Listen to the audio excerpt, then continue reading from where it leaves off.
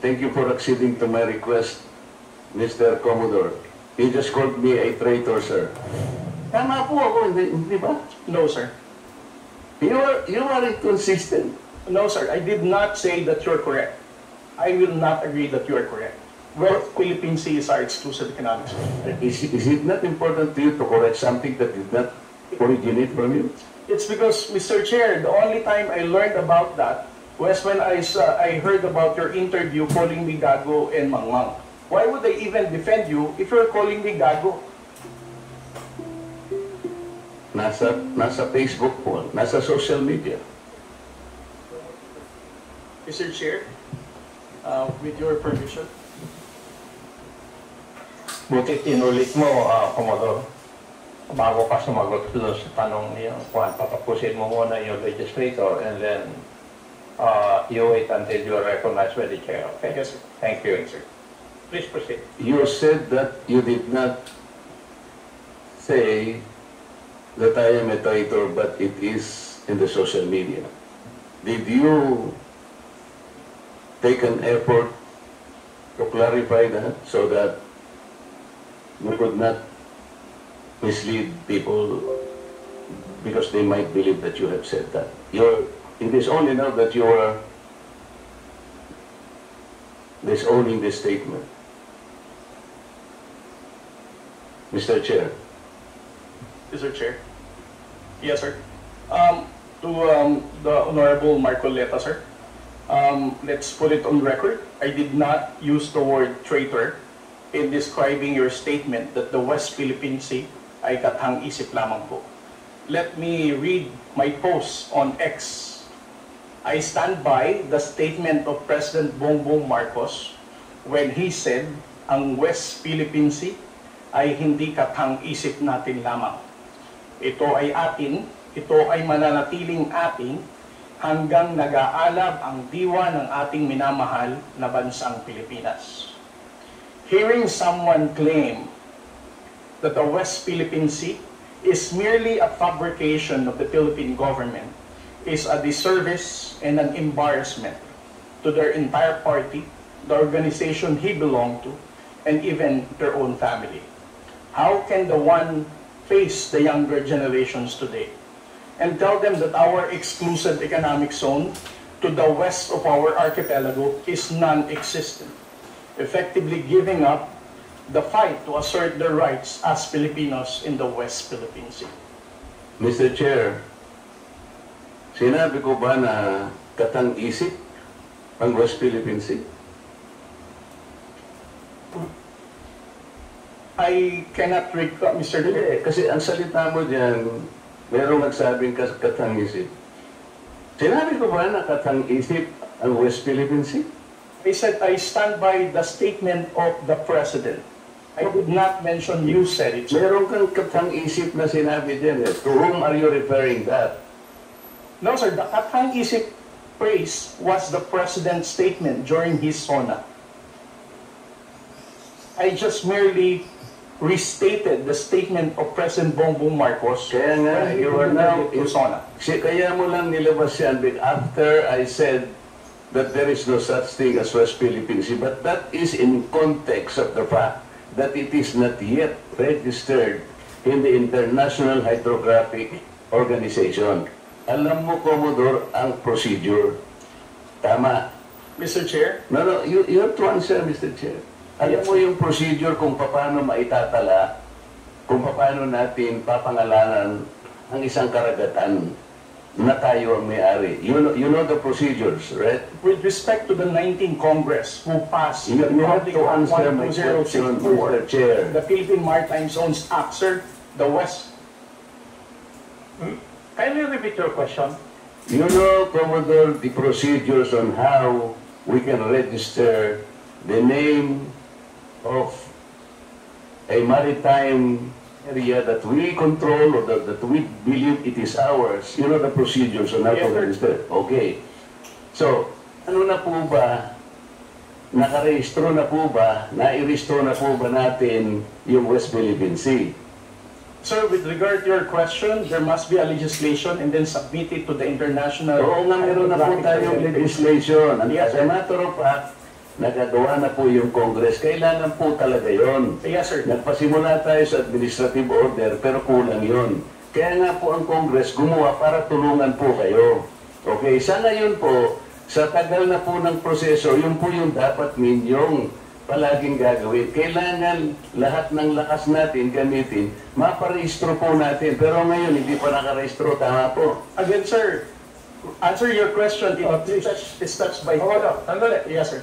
Please answer the question directly. The question calls for a yes or no. No, sir. If it's in IHO, yes, through legislation. Sinasabi ko yung IHO because this is the only world body that officially names a particular area of the sea. Kaya sa konteksto po ng pinag-uusapan natin, kaya ko lang nasabi, sapagkat hindi pa po nakatala, we need the international community to recognize a part of our own. Yun lang po ang punto doon, Mr. Commodore. So kung hindi pa po nakatala, tama po ako, hindi ba? No, sir. You are inconsistent. No, sir. I did not say that you're correct. I will not agree that you are correct. West Philippine Sea is our exclusive economic zone. Eh, Mr. Chair, wala tayong dispute. Sinasabi ko na nga sa iyo, yung sinasabi nating West Philippine Sea is our own exclusive economic zone. This is ours. You and I should fight for it until the last drop of our blood. Ang sinasabi natin dito, kagaya ng nire-request ng CICC, let us educate our people sapagkat ang alam ng mga tao, lahat tayo, ang alam natin, nakarehistro na. Ang sinasabi ko, hindi pa po nakarehistro. Ikaw ba pwede kang mag-enroll sa isang eskwela nang hindi ka nag-register, nang hindi ka nag-enroll? You answer my question. Of course, sir, there is a legislation. Kaya hindi pa nakarehistro, Mr. Chair. This is the only point. Let us not create a mountain out of molehill. Bigla mong sasabihin, in response to what I said, ang isip o bla bla bla, at lumabas sa traitor. Hindi ka man lang gumawa ng effort, for example, na I did not say that. Hindi mo lang sinasabi. But you know, people are bashing me. I am pro-China. When is the last time or the first time that I am pro-China? Again, Mr. Chair, I never said that you are a traitor. That is clearly posted on my Twitter. Pero hindi ka po nagbigay ng paliwanag na sinabi mo sana doon sa social media din. Bakit nyo ina-ascribe sa akin na sinabi ko na traitor si Kong Marcoleta? I did not say that. It is only now that you are explaining na wala kang sinabi. But kumalat na sa social media, kaya nga tayo nandito. These are the excesses and the abusiveness of social media, Mr. Chair. Nangyari na. Kahit na ilang libong mag-explain ka dito, yung tao narinig na nila na ikaw ang nagsabi. Because meron ka pang litrato doon eh. Mr. Chair, nobody has ever asked me whether you are a traitor. This was only the first time that I was asked whether you are a traitor or not. You are not even aware na sa social media sumabog yun. Nandun yung litrato mo and the claim that I am a traitor. Ngayon ka lang nagpapaliwanag na I am not a traitor. Pero nangyari na yon. Mr. Chair, I don't think that I'm under in any obligation to respond to all those social media Mr. posts Chair, by bloggers, the influencers, Mr. Chair, Siya muna. sabi niyo wala siyang obligation. Finish yours. Yes, sir. Mr. Chair, Honorable Marcoleta, sir, I think I'm no under obligation to tell all the social media influencers, to bloggers, defend your name, tell them that you are not a traitor. Again, I did not mention that you are a traitor. It's not, those words did not come from me. Why would I go to the extent of defending you and you're running for Senate? I might as well be interpreted as running for, supporting somebody for public office. Mr. Chair, clarifying something that is wrong is not political. Thank you, sir. Commodore, tinatanong lang ni Honorable Marcoleta that merong lumabas kang statement. Siguro, binigyan ng interpretation ng ibang bloggers at nasabi na traitor si Honorable Marcoleta. Ang tinatanong niya is, unang-una, alam mo ba ito na gano'n na nangyayari? Well, you know, No, sir, because when it became a social media popular post, I was not here in the country. I was actually in the official business outside. so when did you come to know about it? I only came to know about it when Congressman Marcoleta called me Gago and Mangmang in one of his interviews. So when was that?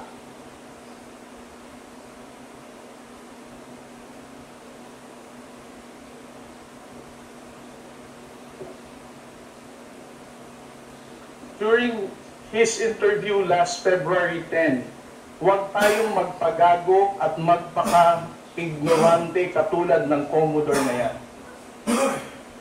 So, at that point in time, ang tinatanong kanina ni Honorable Marcoleta na merong misinterpretation doon sa iyong statement sa social media. Yes, sir. And you did not bother na i-correct man lang yun. Yun ang drag ni Honorable Marcoleta kanina pa. Yes, sir. So, please answer that question.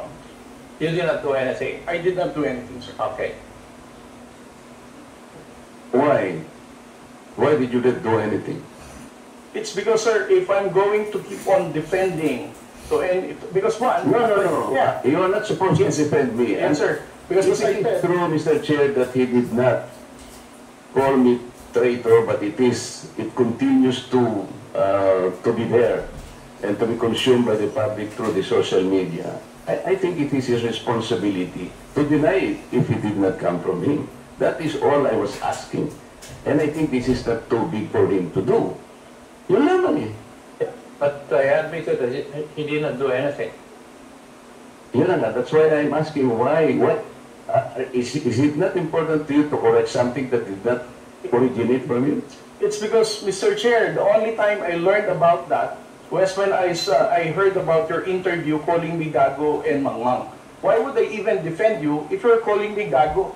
As a commissioned officer of the Philippine Coast Guard, being a spokesperson, calling me Mangmang, not knowing what I'm saying. But actually, if you will read that context, How was I even the act of doing it is the one that is gago. Di ba? Yung ganon, not necessarily the person eh. Sabi ko nga sa'yo, kung kinorek mo man lamang yun, because it continued to be there in the social media, Mr. Chair, yun ang nakakasama sapagkat people, no, hindi ko naman sinabi talaga yun. Mamamatay siya because it came from you. Pero pag hindi mo sinabi at you continue to be silent, akala ng tao, sinabi mo. So that is the problem, Mr. Chair. And I think we are hearing this in order to correct the misconception and misinformation because it continues to spread.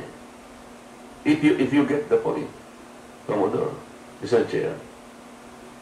Mr. Chair, again, sir, kung bakit ko po hindi binawi, ay dahil nalaman ko lamang po itong balita na ito na nag-spread siya nung nagpa-interview po kayo na ginagago niyo po ako.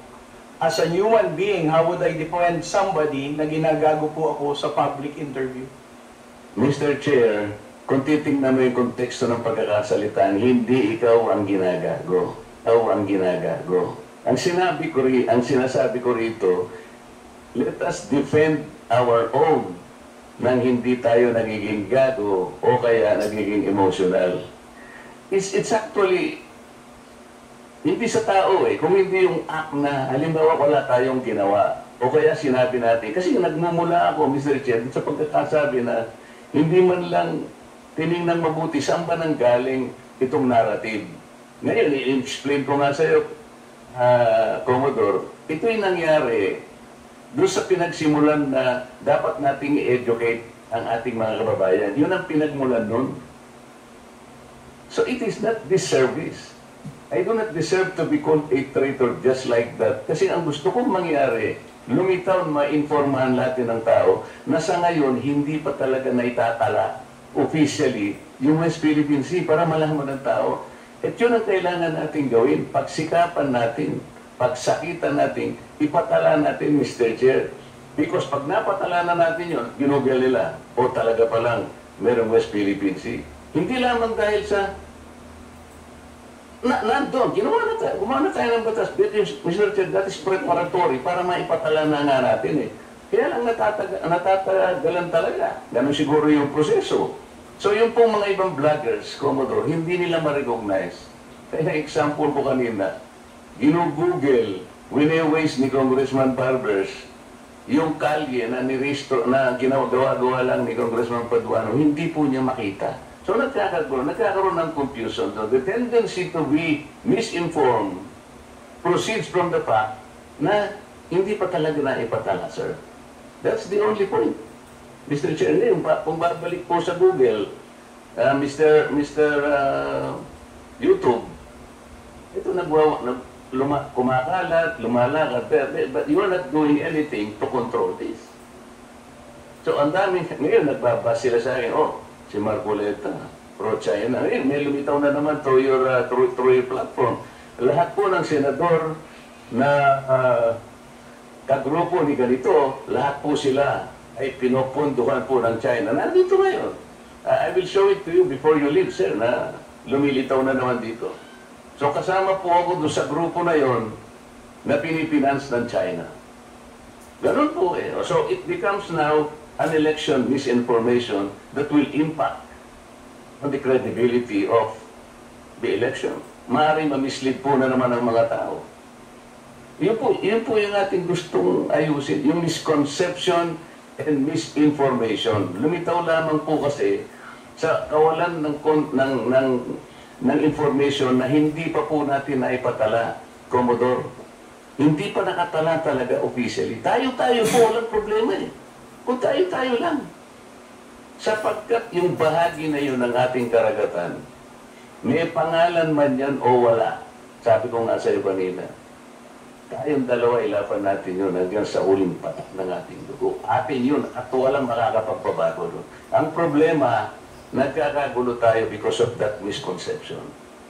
Walang masamang tinapay doon, Mr. Chair. I want to explain that. Ngayon, ako nagpapasalamat ako sa iyo at sinabi mo ngayon, naliwanagan, na hindi mo pala sinabi yung I am a traitor. So salamat kahit nahuli. Sabi nga natin, Mr. Chair, huli man daw at magaling, nayahabol din. Kaya lang ang problema ko ngayon, Mr. Chair, yun pong kumakalat na akala nila sinabi mo. At lumaki nga, sapagkat siguro, dahil medyo nasaktan naman ako, nakapagsalita ako ng huwag nating defensa ng sariling atin na magiging emotional tayo o kaya nagpapakagago tayo. So, kaya lumaki ng lumaki dahil lamang doon. But the context, Mr. Chair, the context is gusto nating huwag gamitin ang misconception or misinformation, lalo na ng mga vloggers, sa lahat po ng bahagi o aspeto ng ating buhay. Ang West Philippine Sea ay atin, Commodore. Yes. Because this is the exclusive economic zone of the country. And there is not changing that fact. Kahit anong magbalik-balik rin natin ang mundo natin, atin ito. Kaya lang ipatala po natin yung pangalan para po hindi gamitin sa misinformation. Mr. Chair, thank you very much. Well, I think we have seen one of the ill effects of misinformation. I think everybody will agree to that. That is one of the ill effects of fake news or misinformation.